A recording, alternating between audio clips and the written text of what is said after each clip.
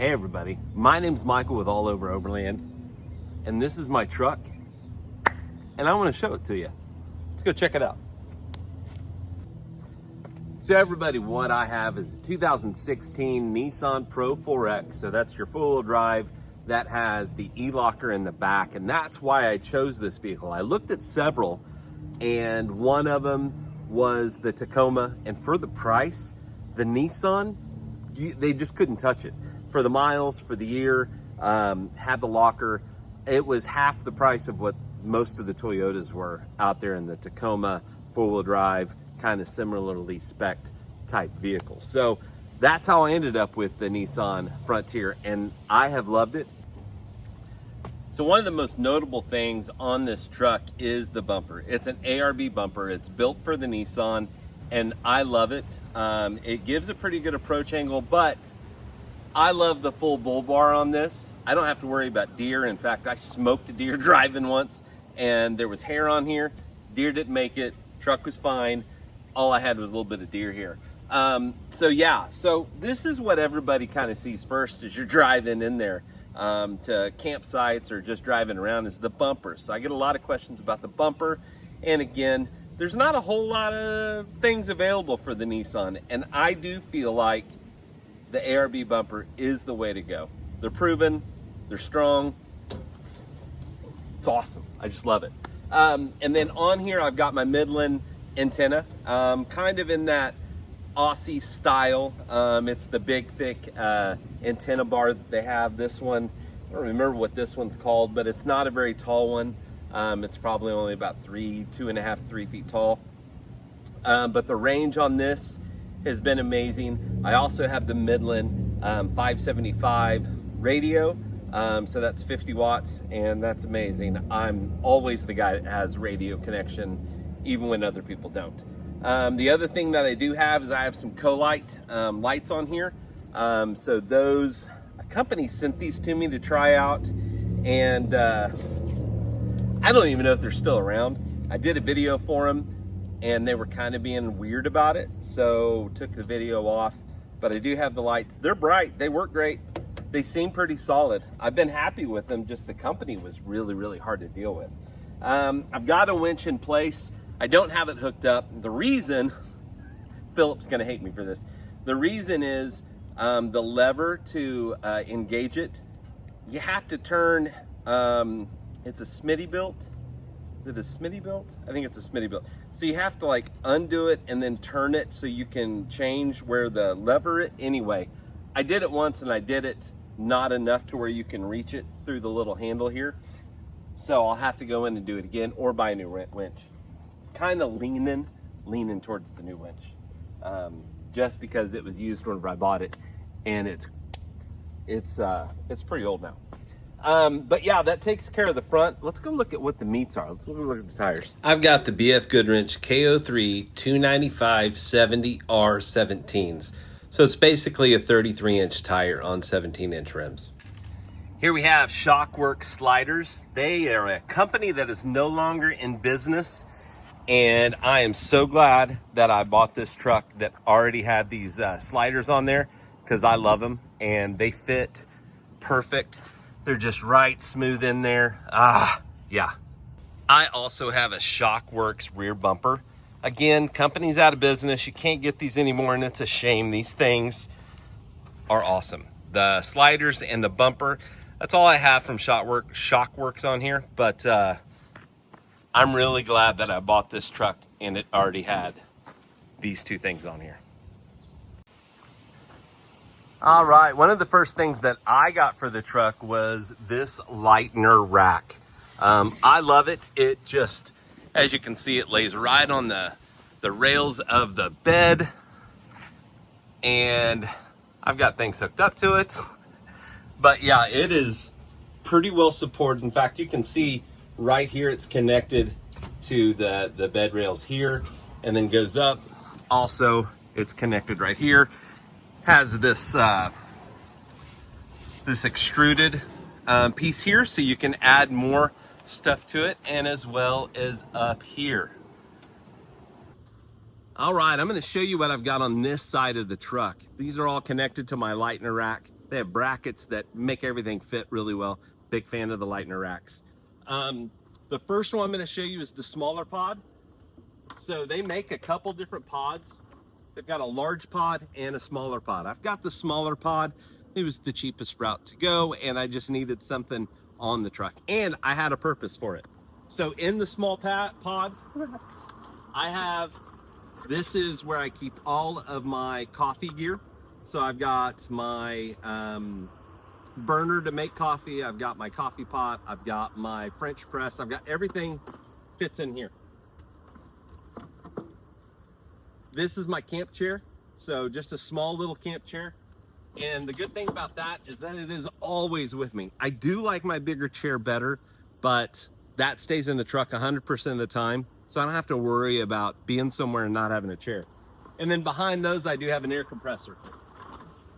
I feel like if you don't have those things available, like to where you can get to them easily, you're not gonna use them. The chair's gonna be a pain in the ass because you gotta fight to find it. So that's always like the first thing at camp you wanna get set up is your chair usually. And then the coffee. Coffee has to be simple, fast, easy to get to, easy to make. You're gonna be half asleep whenever you do that. So it can't fight with you. And then the other thing is the air compressor. If you have it handy, you're more likely to use it. You're more likely to air down if you have a handy air compressor. If it's packed away and you can't get to it, you're gonna be like, no, don't worry about it, I'll just let it be a little rough. Not good for you or your vehicle. The other thing that I have is my Rotopacks gas tank. It's an Overland thing. Like you either have this or you have jerry cans. I have the Rotopacks.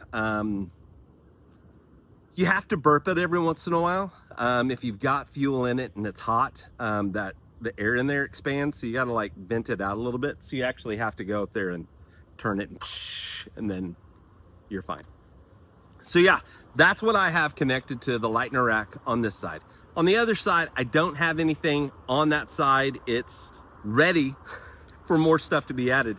I would like one day to get the larger pod to go on that side. I just haven't done it yet. Other things that I felt like I needed to take care of first. So that probably will be coming in the future. Let's talk about the rooftop tent. Since we're on this side, I've got a quick pitch rooftop tent. They're from South Africa, and they're pretty much modeled after the alley cab. They in fact used to make the alley cab tents, and then once they lost that contract, they made one very similar. It's what people do. It's ready to go sleep up there. So when I open it, I can crawl in and go to sleep. You can put all your bedding in there. So I've got a sheet or two, a blanket, like a wool blanket, a couple of sleeping bags, and then I've got a camping pillow that goes up there. I used to always forget my pillow, but since I can actually travel with it, it's a dedicated camp rooftop tent pillow. So it just stays in there. You guys know my pain. That and towels. I always forget to bring towels. Solve that problem too. We'll talk about that a different day. But yeah, it's a wedge style tent. So what's cool about those is that here in Oklahoma, it gets really, really windy and we get crazy weather. So you can point that into the direction that the storm's coming from, and it doesn't rattle and do all the things like you would have with a traditional kind of clamshell style tent. I know that even the iCamper, which is a clamshell, but it's hard on one side, those rattle around in the wind quite a bit. Not terrible, but quite a bit. This, I really don't even hear anything. Maybe every once in a while you can hear the little zipper latches bouncing, but that really hasn't even been an issue. I'm a big fan. I've had that thing for years. Hein, you're the dude. In the back for chase lights, I'm running a brand called Nacho lights. They're pretty bright. They're, relatively priced with most of the other brands out there, so they're not cheap. But yeah, that's what I'm running in the rear as my chase lights. All right, now moving on to the other side of the truck, I don't have anything connected to the Lightner rack on this side. It's open, but I've got all the channels so I can fit more things. So hopefully, like I said, the long gear pod would be really, really nice from Lightner rack. But I do have connected to my rooftop tent here, I have an ostrich wing 270 awning by Big Country 4x4. This thing is pretty awesome. It's 270, so it opens up all the way. In fact, hold on.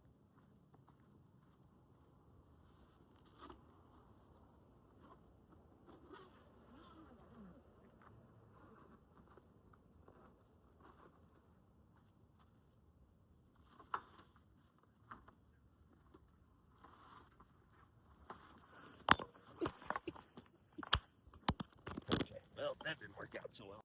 All right, now that I got it unzipped, I'm gonna show you what it looks like when it's open and just kind of what that looks like.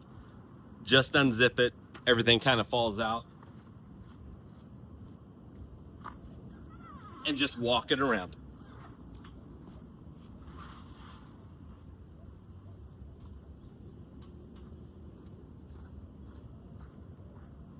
Before you connect it, there is one thing that you want to put up, and that's the centerpiece. I've done it many times without doing that, and it just creates kind of a big sag in the middle. The centerpiece is to help with the rain, so it pushes up the middle of the tent, and so that way when it rains, everything kind of just goes down to the edges, and so it doesn't pool up as much. You still need to go up there and push it up every once in a while, but not as near as bad as if it didn't have that. So let me show you what that is. All right, probably be able to see it. This is the piece right here, and it just goes straight up just like that, and it pushes that up for you. All right, now that I've got that piece up, let's go ahead and connect the awning, open it up all the way. All right, so when you walk it around to connect it, you're gonna have the connection piece like this. And this, you just find a place either on your rack or your rooftop tent that you can put it on, and then you're just gonna pull the rope and it's gonna get tight.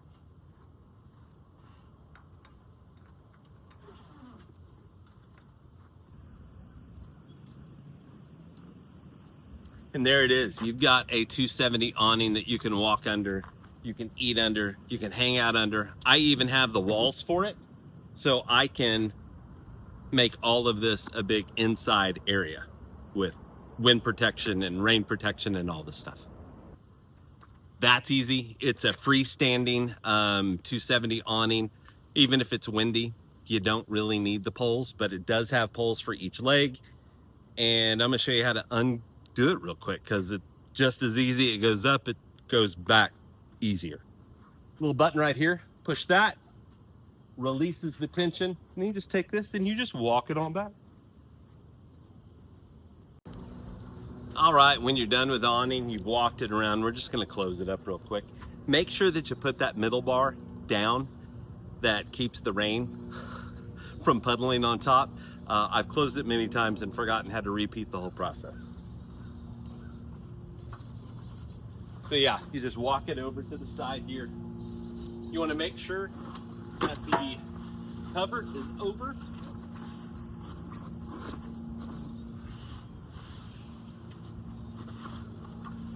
Push it up close, and then you're just going to roll it up.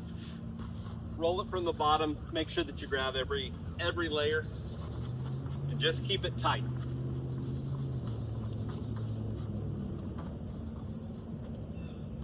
There's a strap right here, one that flips over the top. Connect those, cinch that down, and you're ready to zip it up.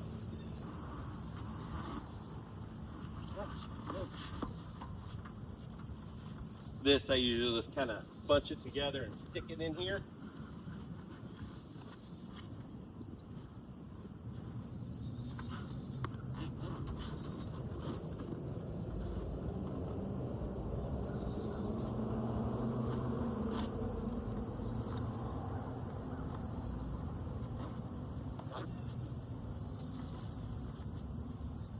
And then there's a flap that just Velcros over the end of it, so that as you're driving down the road, it's not rattling or causing any problems. It's not gonna pull the zipper close, and it's just gonna protect it.